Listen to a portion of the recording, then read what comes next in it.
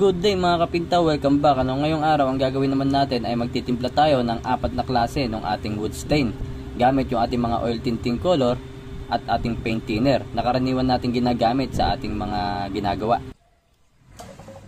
So una mga kapinta, ang kailangan natin mga oil tinting color, kahit anong brand pwede, basta oil tinting color. Meron tayo ditong Hansa Yellow, Burnt Umber, Lamp Black at QDE color white o yung quick drying enamel white at ating paint thinner. Hahatiin natin ito sa 4. So ipakikita ko sa inyo kung paano natin kinukuha yung mga kulay natin. Meron din tayo ditong bulletin red. Unahin natin yung ating mahogany gamit yung ating burnt umber at dagdagan lang natin ito ng konting bulletin red para medyo mamula yung ating wood stain dahil yung ating mahogany ay medyo mapula. At ang isunod naman natin yung ating wood stain oak.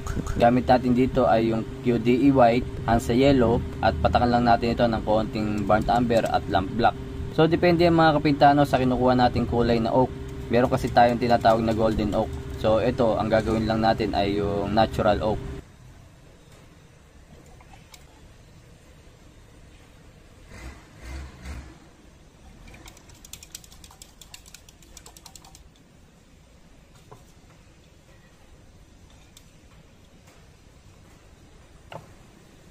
Ang isusunod naman natin dito mga kapinta ay yung wenge o yung black wood stain. Ang gamit lang natin dito ay lamp black at konting patak ng ating burnt umber. Ihahalo lang natin ito lahat sa paint thinner. Ang isusunod naman natin mga kapinta ay yung gray wood stain. Gamit yung ating QDE white o yung quick drying enamel white. At papatakan lang natin ito ng konting burnt umber at lamp black. So yun lang mga kapinta, ganun lang natin kinukuha yung ating mga wood stain gamit yung ating mga oil tinting color at ating paint thinner.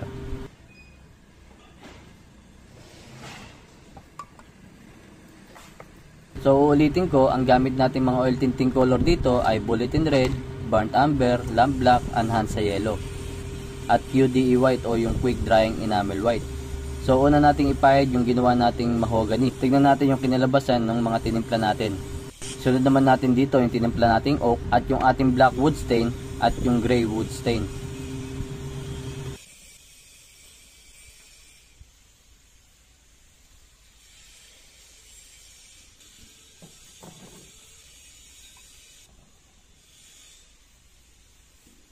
So yung mga kapinta, naipahid na nga natin yung mga ginawa nating wood stain.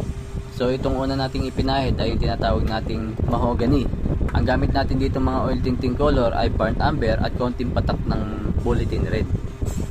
Yung kasunod naman yung tinatawag nating oak. Ang combination ng kulay natin dito, QDE white, Hansa yellow, lamp black at konting burnt umber.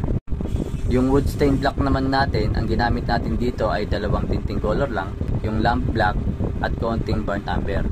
Yung gray wood stain naman natin, QDE white, lamp black at papatakan lang natin ng konting burnt umber. So lahat yan mga kapinta, wala tayong ginamit na ratio, tansyahan lang tayo dito. Depende lang tayo sa kinukuha nating kulay, kung sakto na ba yung kulay na tinimpla natin. Pwedeng mas maraming lamp black o mas maraming red, yellow, black. So depende yan sa kinukuha nating kulay. Kaya ang gagawin natin kapag nagtitimpla tayo ng ating mga oil tinting color, konti-konti lang ang lagay natin nang sa ganun ay hindi tayo masobran sa paggamit ng ating mga oil tinting color. Dahil ang paggamit ng sobra ng ating mga oil tinting color ay hindi makakabuti sa ating ginagawa. Unang-una, may hirapan tayong gumawa ng ating design. Pangalawa, hindi ito matutuyo. Pangatlo, magre-react ito kapag pinatungan natin ito ng ating lacquer sandy sealer.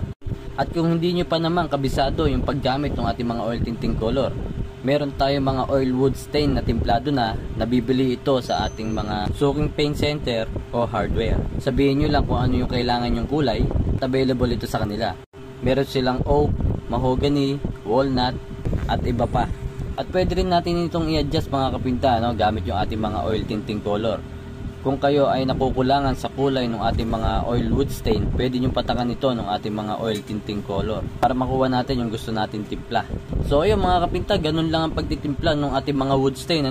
Sana may natutunan kayong bago ngayong araw, lalong lalo na yung mga baguhan nating nagpipintura o nagbabarnis. Sana nakatulong ang video natin ito ngayong araw. Hanggang dito na lamang muna ang ating step by step video. Kung bago ka lang dito sa aking YouTube channel, huwag mo kakalimutan na mag-subscribe at i-click mo na rin yung bell notification para isa ka sa mga unang makakapanood kapag may mga bago tayong step by step video gaya nito.